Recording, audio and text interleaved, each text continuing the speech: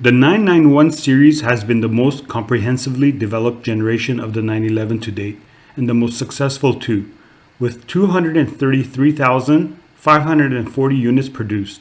The final specimen has now rolled off the production line as a 911 Speedster. Michael Steiner, Chief Research and Development Officer, Porsche AG, has commented, "Porsche stands for both tradition and innovation. This is reflected nowhere more clearly than in the core of the brand, the 911.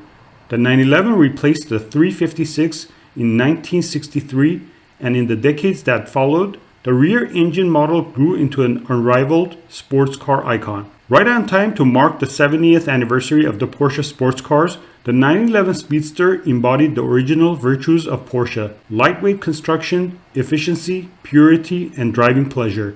Delivered by a 502 horsepower 4-liter naturally aspirated engine, manual 6-speed transmission, and high-performance sports chassis, the two-seater is not just the last derivative of the 991 generation.